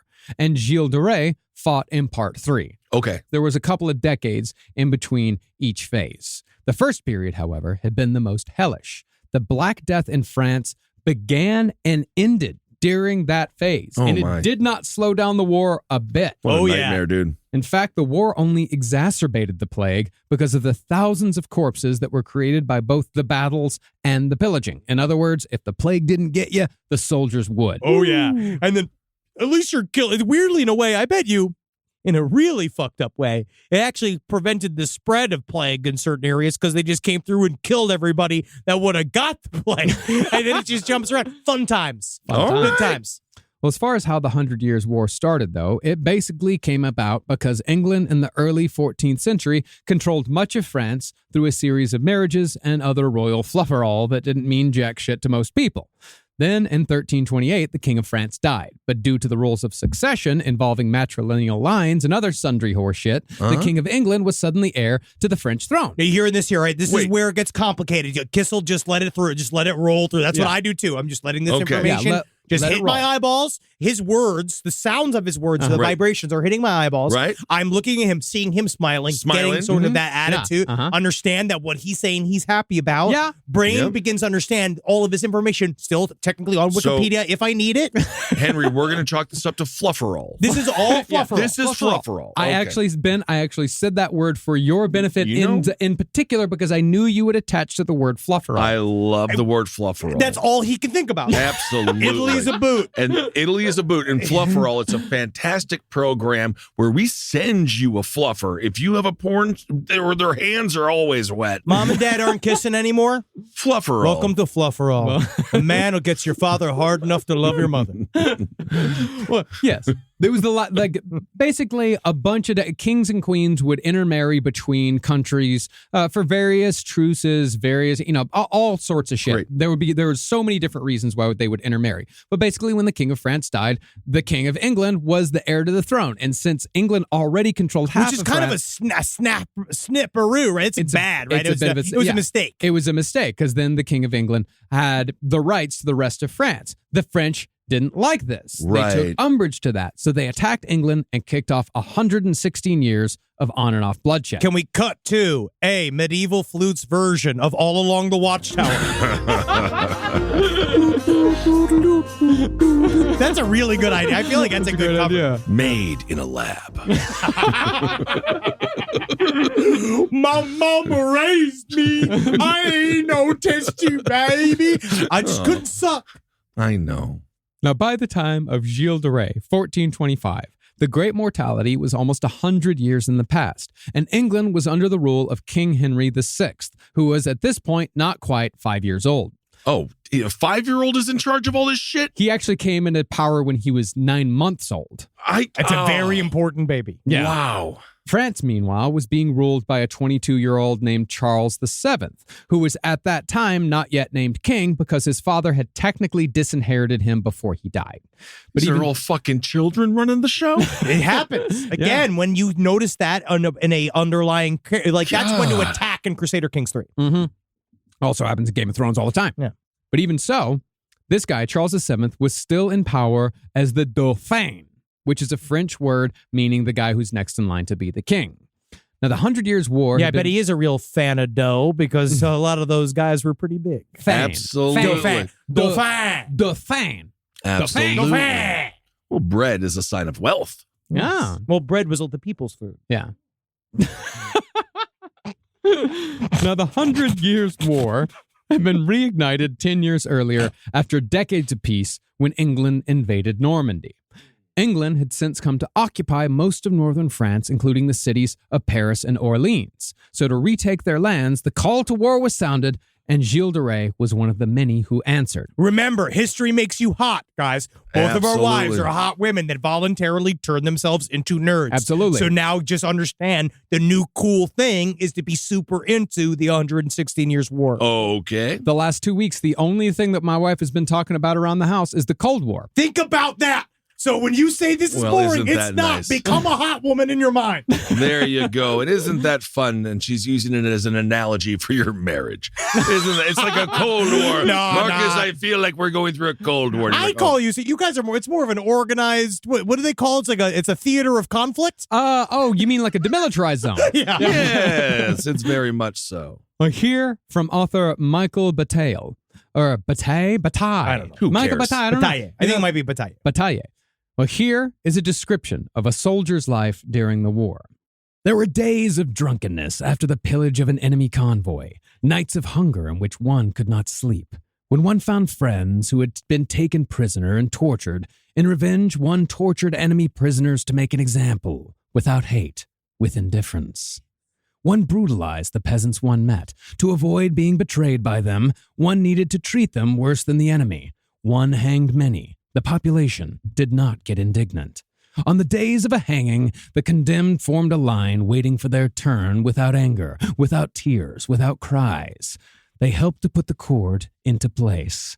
They cooperated in the abominable rites that belong to war. All right, Dan, let's take that back with a little bit less emotion. It's a little too emotional, Dan. No, tell me, Sherry, did you not fill out the car resignation form?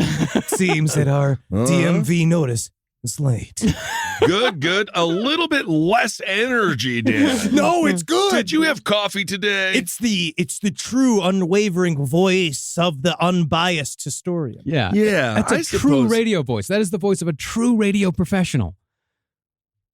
Yeah. I'm not. I love Dan Carlin. Yeah, of course. Yeah. Now, as far as what Gilles de Rais did in the war, he was not only permitted, but encouraged to quench his bloodthirst on the battlefield to the point of carnage. That's what it was for. Yeah. So technically, though, he's being a hero Well, again, by their standards. Absolutely. Oh, Okay. yeah. Yeah. This is when the world, if it's true that he's like, quote unquote, the world's first serial killer, as they talk about, it was perfectly done for him. Mm-hmm. Yes, this made him, he was a reckless yet still very successful commander. Part of that was because Gilles was in the early days babysat by a more experienced commander at the insistence of Jean de Craon, which he wasn't about to lose his hair after all the bullshit he went through to get those castles. But by 1427, Gilles had enough experience to command on his own, and he used his power and money to help raise 5 companies for military campaigns in which his boldness worked to his advantage. In one assault on the English stronghold of Leude, Gilles and his company attacked a large, solidly built garrison with a sustained cannon bombardment until his army was able to scale the walls for a full-on assault. That's you. I was going to get the siege towers working at a good, like you have to eventually send in your fast units, right? Because they got to muck up all their land units, wherever, especially if they got any weird sort of like individual IUs, right? You're fighting those. Then you bring in the siege towers from the side, right? Because you have to start the artillery bombing first, because that's how you cover it. And then you come in from the... Did Gilles do all this while sitting on his heated toilet seat also? Because honestly, yes, but his heated toilet seat was the back of a man. yeah, it was a person. Oh, that's sad. When the signal to attack was given, Gilles was the first to the top of the wall, where he was faced with a famed English captain named Blackburn. Whoa. Within minutes, Gilles' sword had, quote, torn away between the plates of mail and buried itself in the flesh. Whoa. And Captain Blackburn lay dead at his feet. And then he went and he looked over the corpse and he said, "Show me the titty." Show me the titty. Wow. Made in a lab. Wow. With their leader dead, English morale collapsed and the castle was taken. Now, the English were actually spared, but the French collaborators were executed. Gilles then moved on with his men. High on victory, they decided, fuck it, let's try taking another castle. It's always good to roll with it because you don't get them a chance to set back up. Yeah. Okay, got you. But when the garrison at Le Mans was too tough to take, Gilles and his company returned to court victorious nonetheless. Yeah, you already got one. You got one W. That's it. That's all it needs. That's all you need. Now, while Gilles was out making a name for himself, his cousin, Georges de la Troumois, had been gaining influence and power at court, having been elevated to a position equivalent to prime minister, that of chamberlain. See, Georges immediately recognized that Gilles was a good ally because he was not only handsome and witty, but was rich enough to maintain an army. But while Gilles was rubbing elbows with the most powerful people in France and being accepted into their inner circle, those same nobles were fucking up the war because of their own egos. By 1429, the English had taken control of the city of Orléans. Orléans. After a battle known as the Day of the Herrings. Yeah. Oh, Yeah. interesting. Yeah, the disorganized French had tried to attack the English supply lines. They broke a bunch of barrels of fish. Yeah. The fish were all over the place, and the stench of defeat was, of course, accompanied by the stench of herring. Herring. It's supply lines. That's what they did. It's supply lines. Always. Now, nobody really knew what to do at that point because everyone wanted to be the hero. Therefore, no one was the hero. Nobody was working together. There was no unifying force. I mean, honestly, at this point, you got to freak them out, man. You got to grab one of those fish, dude, eat it raw right in front of them, let them know you're crazy, dude. Yeah, sure. But then, they're also like, that actually looks good. Yeah. And they just eat the fish too. That's what they had the fish. Oh, yeah. Yeah, they loved all that. Right. But luckily for the court, the person who arrived to report on the Day of the Herrings was none other than Joan of Arc. What? As soon as he saw her, the first thing he said, You go on. "Show me the titty." Show me the titty. Wait, now, so Joan of Arc? This is real. This is real. So Joan of Arc. she showed This is up here. Comes into play. So 1,000% real. Wow. When she shows up, Gilles de Rais is there. Wow. yes, they are intertwined in history. Yeah. Joan of Arc, because remember one thing we did explain, but it's one of those things. Our king, the French king, is hiding, right? Like he's hiding because there's a French king, and then there's also a English king of France. It's a whole thing. But morale is falling apart. Okay. I didn't know what the fuck to do. Yeah. Remember at the time period, I watched a really interesting documentary called The Real Joan of Arc that talks about the concept at the time whoever was winning in a war was on the right side of God. And Sure. that meant a lot to the people, right? Yeah. Because the idea was like, so while the French were losing, it was because they lost favor in God's eyes, and Yeah. that's why they were losing, and they were all falling apart, and they Well, had I mean, but we don't they had do- nobody to look at. Yeah, and I'm just happy we don't do religious-based warfare anymore. We don't. No, No. not at all. Now, Joan of Arc biographers tend to ignore the fact that she fought alongside Gilles de Rais, quite possibly the most brutal child murderer in known history. But historical records show that Gilles de Rais saved Joan of Arc's life in battle during the few times that she failed. Really? And was in fact friends with the woman who is now a saint of the Catholic Church. In fact, Gilles de Rais' connection to Joan of Arc was why he was famous in France before he was famous for being a child killer. Wait, you're Oh, telling and me that- that the Catholic Church has direct ties with someone who might do something wrong with a child? I can't believe they'd even No try to cover up. way. Well, that's a part of the rebuttal to the rebuttal. Yeah. Which is they're trying to make, it's a long game to try to remake Gilles de Rais innocent because his connections to Joan of Arc sully her name. Mm-hmm.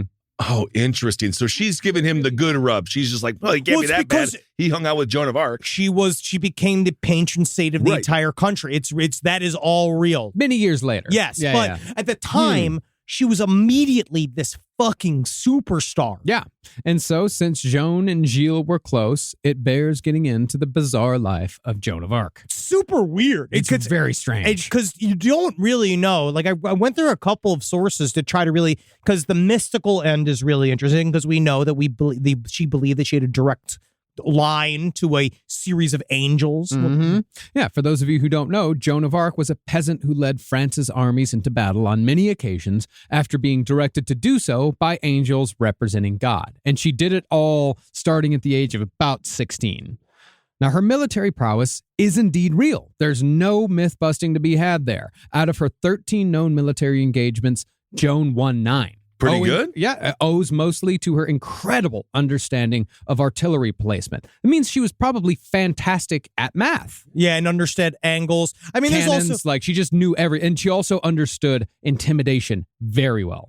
she did a thing, but it's very, very interesting because there was a prophecy that was like put out amongst the hoi polloi kissel of France, right? The I've bigger been there. strippers, the bigger rounders. Yeah, the bigger round of the bobbers. Yeah, the bobbers. And there was I guess the line comes, they believe it might have started with Merlin. That's kind of, they put it to like, we'll get to our Was Merlin Real series eventually. Can't of wait to course. bore you. That's my shit. Yeah. We're going to do a whole King Arthur thing. I'm going to excited. drag all of you through that shit with me.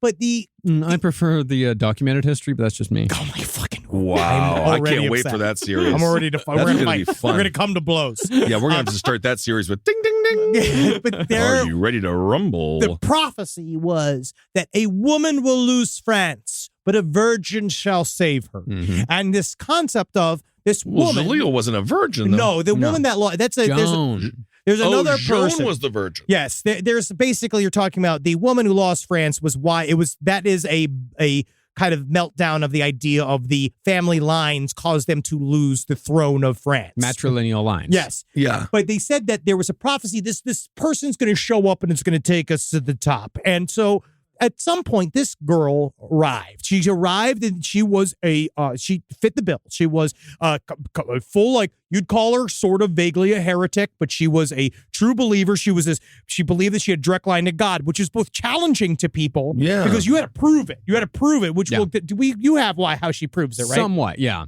Which is like she proves it by guessing who's the king in a group of people that are like the king Well, hid Well, amongst them. let's not get too far ahead of ourselves. Yeah, here. yeah. But so there's some kind of talk about, was she trained and not actually just some peasant girl? Like, was she actually of a rich family that she got military training, and then some savvy people behind the curtain understood, like, that's the girl we're looking for. That's our Zendaya. We need her right. in front because she fits this picture that we're going to do. And then decided there's that story whether or not because she showed up and she could jump on a horse, she could use a lance, and they're like, she shouldn't be able to do it. She definitely could read, Right. and then she shouldn't have been able to read. Well, how'd they prove she was a virgin?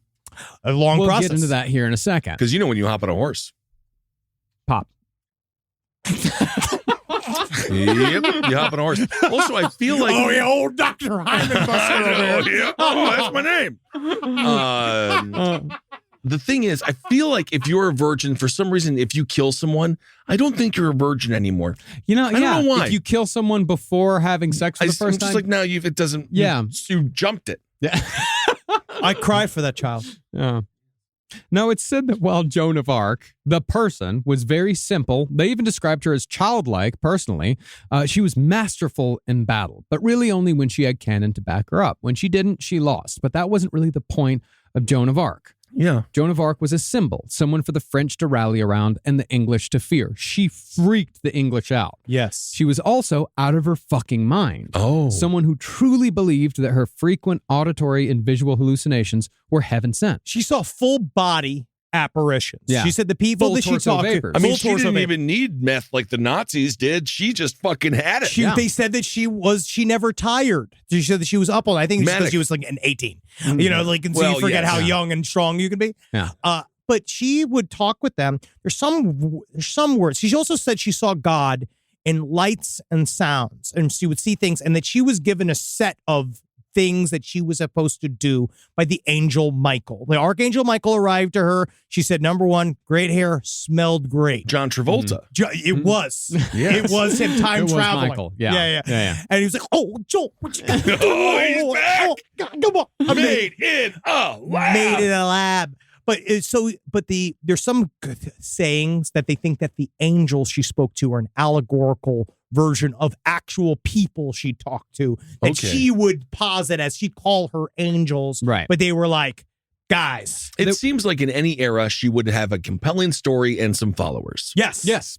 But I mean, it also could have been that it's been posited that she had a form of epilepsy. Oh, yeah. Because Oh. she also supposedly, when she had these visions, she saw bright lights. The visions were apparently triggered by bells, certain sounds. And it could just be that she was trying to make sense of a very serious medical problem. Oh, yeah. And she just fucking ran with it harder than anyone in history. So all of the opposing armies could have just like all rung school bells and killed her. I mean, that would be incredible. They would have won. Yeah. She was the Daniel Johnston of medieval history. Yeah, R.I.P. the outsider military commander, yeah. But the problem with symbols like Joan of Arc is that they often outlast their usefulness to the people in charge because symbols are, by their very nature, unpredictable and hard to control. And as we'll see with Joan of Arc, the end of a symbol can be quite messy indeed. Oh, yes. Now, according to Joan, she was only 13 when she heard a voice in her father's garden. She said it was about noon. Hey, Joni, where you going, Mr. Carter?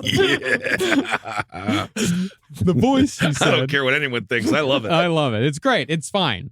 The voice. It's fine. It's very supportive. Of course. The voice, she said, came from the direction of the church and was actually quite disturbing every time it happened. Oh, Joe. Oh, he's back, baby. Oh. Wow. The voice usually came with a light, she said, and the sound of it was, Henry, ineffably grave and sweet. I literally even couldn't mean? do ineffably grave and sweet if I wanted to. Because I think that's how I view like Andy Dufresne. I feel like it's something like that. It's more because that's my Morgan Freeman. It's just that word. Yeah, It's it's just Morgan Freeman. yeah. That's Andy Dufresne, Joan of Arc, go through a river of shit, give a clean on the other side. Like that's all I know. It's not even good. No, it's good. not. It makes sense. But it's that is ineffably grave and sweet. That's Morgan Freeman. Like say Morgan Freeman in Seven when he's talking to Gwyneth Paltrow. That's ineffably grave and sweet. Yes, indeed. Your husband is here. spoil that child as much as you possibly can. It is. Yeah, and then her head ends up in a fucking box. Whoa, spoilers! Wow, I never saw that. I didn't see that part. Soon, Joan not only heard the voice, but That's the only part I've seen. Yeah. I just watch it over and over and over and over. Just what's in the Yeah. box? What's in the What's box? in the box? box? And then he box? opens it up and it's just one of her. Testicles. Okay. Okay. We're gonna let That's that. improv. We're gonna let that be. 2023. You never know what's in the box. Well, soon Joan not only heard the voice, but saw who it belonged to. In her hallucination, Joan was visited by Saint Michael the Archangel, protective warrior saint of France, and the protector of the Valois line of the French royal family. And he looked her up and down. And the first thing he said, he said, he said, look at "Show me the titties." Show me the tits. Very good. Oh, Andy, show me the titty. Oh, that's good. Morgan Freeman, are you here with us? Made in a lab. No, He's made in a lab. No, when St. Michael appeared before Joan, he told her that if she was a good child, God would help her, but only if she sought the help of the King of France first. She ignored this suggestion for years, but eventually St. Michael was joined by visions of two more saints. The first was St. Margaret of Antioch, Margaret the Virgin, while the second was St. Catherine of Alexandria. Now, if Not a virgin? No, just St. Nah, Catherine. No. Total slut. St. Catherine Big Hole. Yeah, okay. Gotcha. Now, if Michael was a saint representing French patriotism, then the two women represented a moral strength, and in the case of Margaret, an almost militant virginity. Yes, because Joan of Arc was, that was interesting. She said she was very protective of her virginity. Yes. And she was constantly afraid that someone would say something as coarse as "show me the titty," because she was afraid constantly that she did not like to be in the private.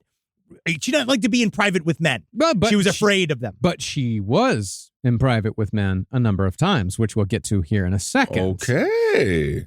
Now, Margaret the Virgin, according to legend, it's part of the story. I know, I know. I'm not being creepy. No, It's I part know. of the story. It's fucking 800 years old. Rise from your grave. Now, Margaret the Virgin, according to legend, had consecrated her virginity to God. That plan was disrupted, however, when a Roman governor proposed marriage and demanded that she renounce Christianity. She declined and was tortured, which is when the miracles that earned Margaret her sainthood occurred. The most impressive miracle by far was when Satan appeared in the shape of a dragon and swallowed her up. Whoa, that's big. But That's she had big. But she had a cross with her, and she started tickling Satan's innards. All right, so a Looney Tunes type defense. It works. It works. Yeah, and so Satan got sick and threw her back up. She was alive. That's why she's a fucking saint. That's one of the reasons why. I'm also going to just say straight up, that just means that, like, honestly, Satan wasn't strong enough in that time period, because you don't think that's the first time someone's trying to tickle his stomach from the inside, because you're wriggling around in there. Mhm. No, I think actually tickling still works. Yeah. It's a torture indeed. It Yeah, is ask indeed. my father. Absolutely. Tickling still works. Well, that's just so we can make sure he has feelings still. Yeah, ask your father. You're saying that you tickle your father, or that your father tickled you as punishment as a little boy? Ask my father. We shall. Well, that's the thing, is that this woman, after she was vomited back up by Satan, the Roman governor decapitated her, Oh. thus ensuring her martyrdom. Honestly, things just used Wait. to be easier. Yeah, a lot of saints got decapitated. back Okay, then. I know. A It lot just of doesn't. them. She Yeah. did not get decapitated. So Most I of don't, the I don't time know why you she's a saint. Is all I'm saying. Most of the time, to be a saint, it's because you have been. It seems to be a long-running theme is getting tortured to death. Yeah, getting tortured to death, getting fed to lions, getting your head cut off. But she also, remember, she consecrated her virginity to God. Yeah. And so she protected her virginity. She did not renounce Christianity. Miracles occurred, and then she was killed. Boom, that's a saint right there. And That's the how only saints- dude- I That's how wouldn't do saints it. work. I wouldn't do it. No, absolutely not. I fold. Yeah. Very, very fast, and because God was the only person that could say to her, "Show me the titty." Wow. Now, these saints supposedly visited Joan of Arc at least once a week for 5 years, telling her over and over again to seek the King of France, seek the King of France. And she neglected to tell anyone what she was seeing until the taking of Orleans. Now, we also only know this from her trial. We Yes. don't know any of this information about her, like, because she really did kind of pop out of nowhere, She according did. to a bunch of people. She finally gave in to the voice's commands and traveled to court to report on the Day of the Herrings, where she met with Charles VII's military commander. Acting on the advice of the voices, Joan dressed in men's clothing in order to get her foot in the door, then ingratiated herself with two of the commander's men. And as it just so happened, when Joan of Arc arrived on the court scene in 1429, Gilles de Rais was also there. She ladybugged it. Yeah. Yeah. Wow. But opposite. Because Ladybug, Well, yes, he that was a boy pretended to be- becoming yes, a Becoming a girl. Yeah. There's another one. It was It was the one where the girl puts the sock and then she rips off her shirt at the end. And No, I remember she it's a great showed- movie. Is great it called movie. That's the Irish boys Kiss that- or something? It's called. Yeah, it's One called of the boys. Yeah, it's called Two Boys, One Cup. No, not It's, Two Boys. You don't want to see I that. want to say it's girls, boys in the locker. It's something about Girl- like I know the smoking in the boys' smoking room. in the girls' room, smoking in the panties. Yeah. Yeah. Show me the titty. Show me the titty. Please, Andy Dufresne. It's called smoking in the panties, please. Do you want to look it up? He's Ben? looking it up. I'm literally searching I don't know how to Google. So this I is just wanna girl hear- dresses as the boy to play football. She's the man. She's the man. That's what it was. No, I'm talking about an 80s one Yeah, an where the 80s chick one. was in the cover. Yeah. Yeah. Come to a grounded halt. Yeah. This is just really, because the audience is screaming. Oh, right yeah. now. Well, no, They I just don't think it's the. Remember that she's in the cover and she has a football? One of the boys. We know what we know Is what it it is. one of the It boys? doesn't matter. I just remember the woman's breasts in it. Yeah, so do I. That's the only scene from the entire movie. It was like in a cave or Because something. the rest of it short doesn't hair. matter. Wasn't she in a cave and it was raining? No, I one of don't the boys remember. is a Katy Perry album. No, that's wrong. I forget, but I know the cover. I bought it and I used it. In your gilded chamber. Yes.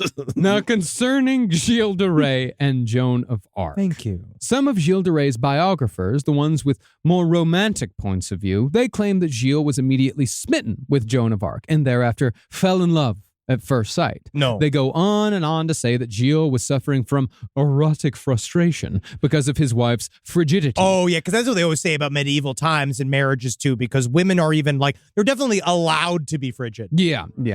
And they also said that Joan of Arc became a symbol of spiritual and physical longing, and her purity kept her out of reach from Gilles de Rais.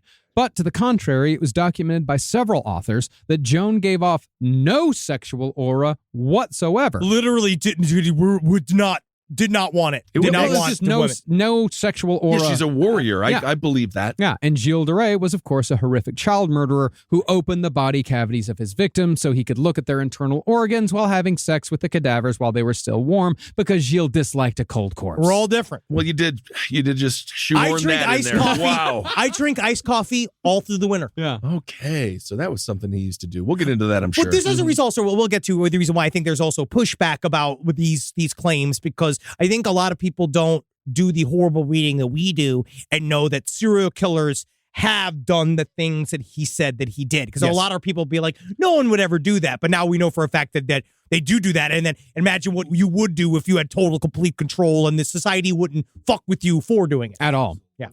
Well, and if you had the help of, say, 4 to 5 people. Like if you had a team, a full team of people. Your that was- cousins and your brothers that were all involved. right, Yeah. like an A team. Yeah, and people that are also covering up for you, just like an A-team. Just like, man, that reboot, that dark reboot of Oh, it was A-Team weird. Yeah, it was weird. Mr. T. I didn't know T stood for that.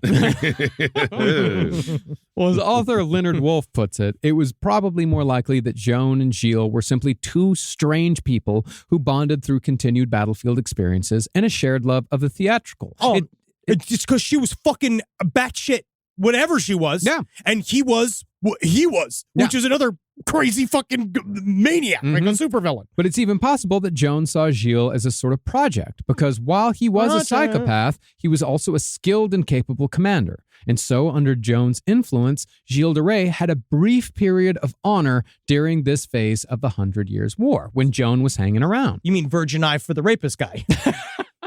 I didn't even write that. I didn't even do that. I didn't even do that. You didn't even do that. That's fresh. That's fresh. That's just Wow. that is what you get when you make a podcaster in a lab. Absolutely. In a lab, and I just want to thank Men's Health for Wait a not second. hiring real writers. Does it mean that my memories are fake?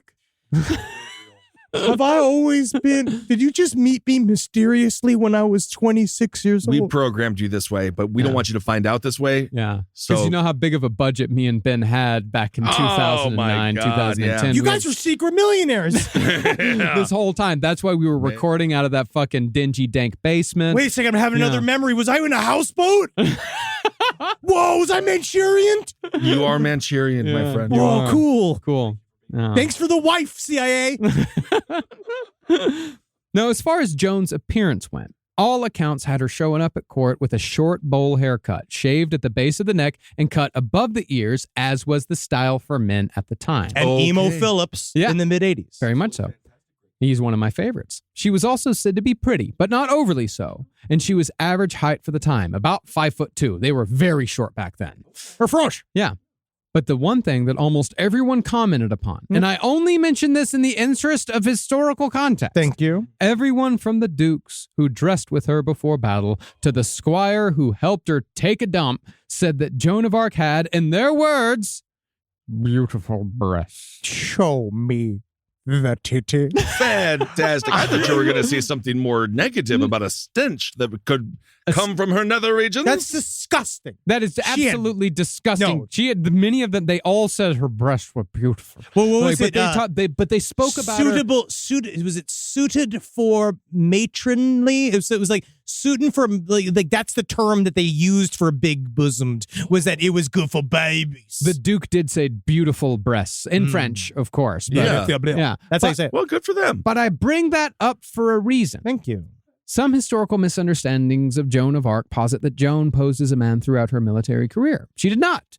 Yeah, she only dressed as a man until she gained access to Dauphin Charles VII, the ruler of France. So she was like, "Ooh, I have a secret for you," and then she's like, "Look at these knockers." Yeah, and they're like, "What these tits be on a lot, dude?" "No, I don't way." know. Wow. But isn't this the story where she showed up and the way they wanted to prove whether or not she actually had magical powers, because they heard about this chick and she had like the power of prophecy, Right. And they're like, they wanted it to be real, Yeah. because they needed somebody to inspire everybody. She had the fake nipple like the psychic in Mallrats. Yeah, I mean, I get what you're saying. Yeah, I get where you're coming from. Yes. Psychic. But yeah, it's like this. She had that. Show me the details. Thank you. But she showed up in court, and the king did the thing where, because no one knew she didn't know what he looked like, ostensibly. No one really knew what the king looked like at that time. And so he hid amongst his courtiers, and they said that if she could figure out who the king was, she's the real deal. Just the short guy screaming at everyone. Basically, but she figured that. I do feel like there's almost a fear of that, and they're like they didn't know that it was very obvious who the king, but then she was like, and that's the king, and they were all like, no fucking shit, and they all flipped out, and immediately he princessed her, which was not taken lightly at the time. Like he saw that. It's still not. It very much impressed him. Yeah. And, I might be attributing things to her that may not be there, but it seemed like she was a good judge of human nature. Like she could tell, like it seemed like she could read a room and say like, well, that guy is being revered above all else. A king's going to have an aura about him. She is a capital G, great person in history's ability to understand her place and time and what it would serve. And that's why it's so compelling to compare her with Gilles de Rais, because it's the two very opposite sides. Yeah. Where like it really was a true believer and a villain style, but they both kind of understood where they were in history and how they could affect it. Yeah, and maybe she could just read people, and people like looked at that guy and she's like, probably that guy. And we talk about all the time how many times we see somebody that's just born modern. Yeah. In one of these time periods. And then they kind of stick out because they have this sort of like understanding, because you'll see it was her basic humanity changed the entire army. Yeah.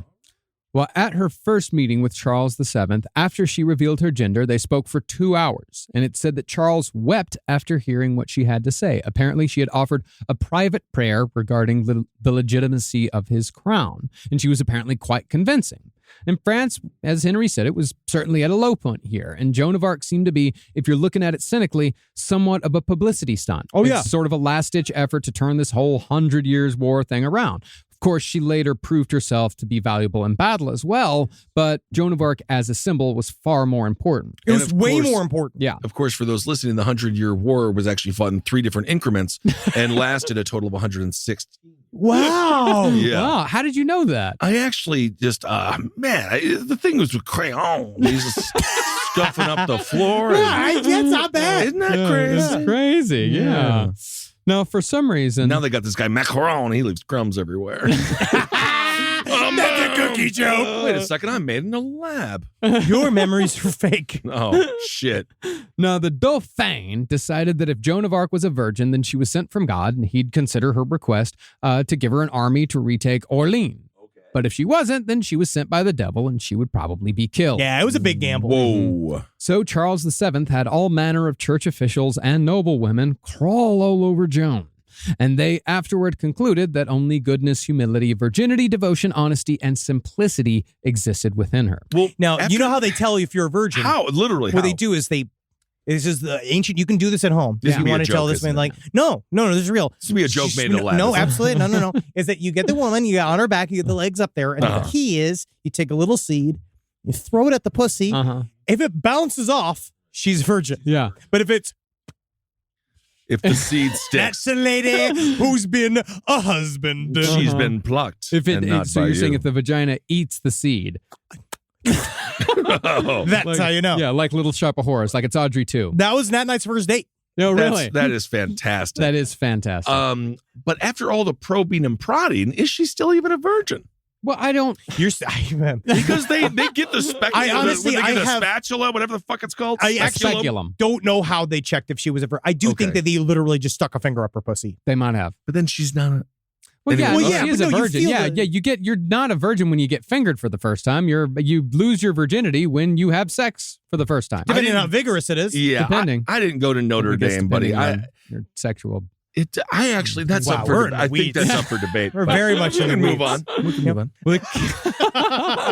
I just don't. It's like a weird thing for them, but people are weird. No, Yeah. it's because again, it's about is what she's saying real? Right. Because a part of it was a virgin would It say has France. to do it. Yeah. Right, got it. Yeah, but the king still asked for a sign from God. But Joan, in a shrewd tactic, said that she would only produce that sign at Orleans and nowhere else, because that was what the voice commanding her said. You got to do it in Orleans. And so the king figured, N for a penny, M for a pound, if you'll excuse the English expression. And he gave Joan of Arc control of an army and sent her to Orleans. Marcus, when you write sentences like that, did you think that anyone wasn't going to, or like because it's like you always No, I could see because I could see the smile on his face, like in for a penny, in for a pound. If they excuse me. Well, the reason why I would ask for an perhaps pardon is because I'm speaking of the French here, and at this time the French were enemies of the English. It is And a Dan I would- Carlin and joke. So I would imagine that perhaps the French might take umbrage to me using an English expression to Not describe made in a lab.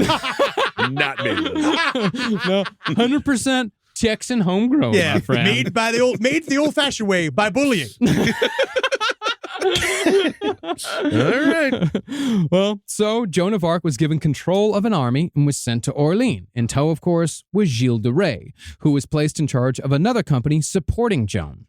Now, when it came to the theatrical, Joan had a special suit of white armor made for her ride to Orleans. Yeah, man, like Eddie Murphy. Yeah. Yeah, that's awesome. Yeah, she was, I think, quickly figuring out that the more she played up her image, the more likely it would be that people would follow her. Also, now we're turning the tide, right? We were trying to inspire people. We're trying to say God's on our side. Now we got God's number one agent here helping us. Super cool. She also had banners made featuring Christ, flanked by two angels, Whoa. which was a design that she said was, again, given to her by her angels. Man, they had a fucking graphic designer. They had a Yeah. PR guy. Yeah, it's a whole Yeah. thing.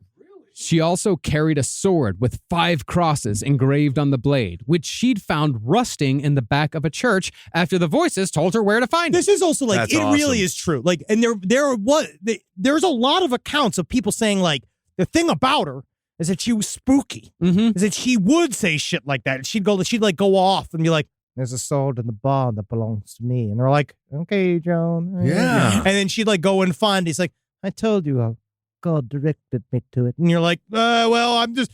Oh, I hope we're having lamb consomme, right? What are we having here, huh? Yeah. I mean, I'm sure some of it was, of course, propaganda. of course. But the thing is that even the English would say, like, it was supernatural to see her on a battlefield. People stuck whatever it was. They stuck the kayfabe, and they all knew they all had to like present her as such. Mm-hmm.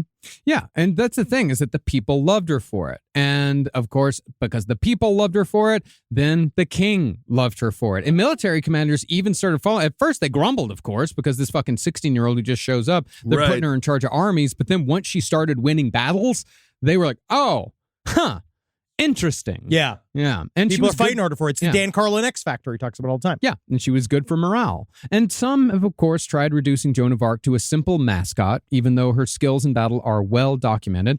But I believe that her true contribution to the French military was that she instituted radical changes in how medieval armies behaved, even if some of those rules were a result of her forcing rigid Christian morality on others. For example, Joan told all of the sex workers traveling with the army that they had to get married to someone within a day of her decree or leave. Well, Yeah, you she just was get shutting married down. to someone, She's shutting that pussy down. Yeah. She also forbade all swearing and blasphemy and required all the soldiers to go to confession. Yeah, she made it all nice. Well, it might be good for It was. keep the focus. Yeah. You know. But the most important change she made was when she forbade her soldiers from pillaging, raping, and murdering the peasant populace. Well, that's nice. I mean, It's it was good. definitely a hard way to try to get them all to change. They were really used to it. It was a tall order because not only were they used to it, as Henry said, but they derived a lot of their pay from pillaging the peasant population. But Joan came up with a radical solution for this problem. She proposed that Charles VII pay them. Gig economy. Gig economy. Pay them a living wage. Pay the soldiers. Pay the Yes. soldiers a living wage, and then they wouldn't be tempted to act like animals. Now, Charles VII had to make massive sacrifices in order to do this. He had to sell off so many jewels So that were many just sitting there. jewels. So many. And those jewels. jewels were sitting there. Yeah, they were sitting there, and he had to sell them. Yeah. And so all of a sudden, Charles VII doesn't have all these jewels to look at at. He anymore. used to have Yeah. those jewels, Yeah. and now think about it. Now they're someplace else. Now they're getting paid to a soldier so he won't murder your peasant population. And what's the use of that? You can't see that. No, you yeah, can't yeah, show yeah. that to your friends and say, look at that thing. Also, if they really wanted to pillage the peasant class, it's called taxation. They already were doing it. Now, Gilles de Rais also contributed to the soldiers' pay, perhaps hoping to gain the approval and acceptance of the person to whom he'd been growing closer to since the ride to Orleans began. This, however, might have just been Gilles the sociopath going with the flow to ingratiate himself with someone of obvious power and prestige. But as word spread that the French army was actually paying its soldiers, morale spread amongst the countryside because they were no longer terrified of being raped and murdered by the military. Yeah, I bet you it eases up dinner time sometimes. Yeah, suddenly the people even had a kind of positive attitude Whoa. towards France. Kind of positive attitude towards France. That's as good as it's going to get. I mean, we're on it. As long as they're slightly in the plus category. yeah. Additionally, people who had a problem with the whole raping and pillaging aspect of soldiering, they were now joining the army. Yeah, now they're getting the pussies. That meant that their rank and file were no longer made up exclusively of monsters. Because that was the thing, is that Gilles de Rais, like we'll cover, when he showed up, he's a very dangerous human being. Sounds and like it. his people were very, very dangerous. They were Yeah. very fucked up. Yeah, if they're following him, it seems like they might be. Yeah. Yeah. And so, with a stronger army, higher morale, and Gilles de Rais at her side, Joan of Arc set off for Orleans to free the city from the hated English.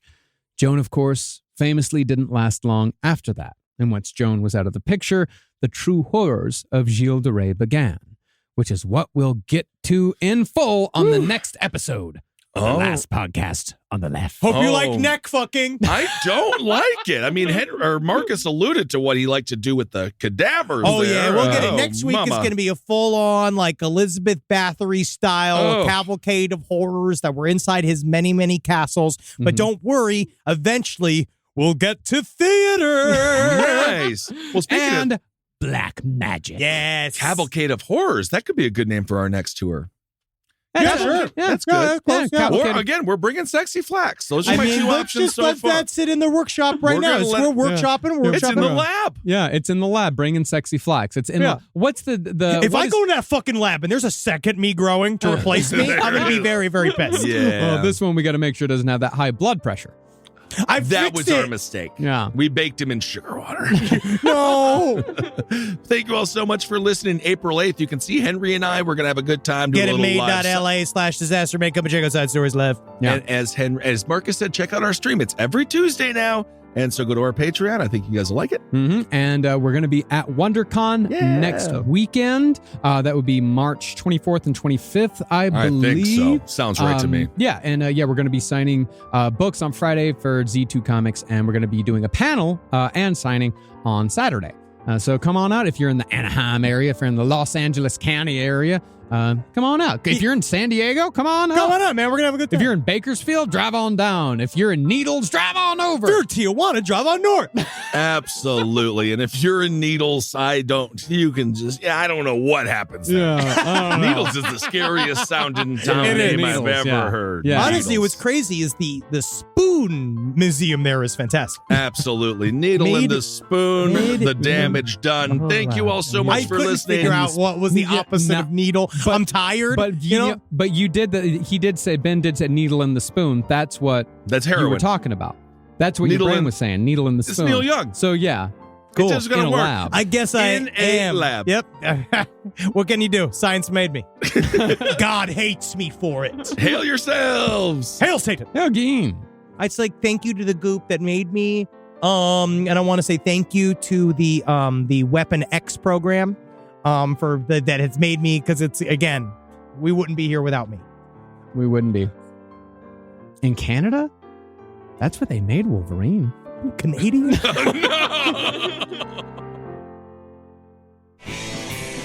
This show is made possible by listeners like you. Thanks to our ad sponsors, you can support our shows by supporting them. For more shows like the one you just listened to, go to lastpodcastnetwork.com.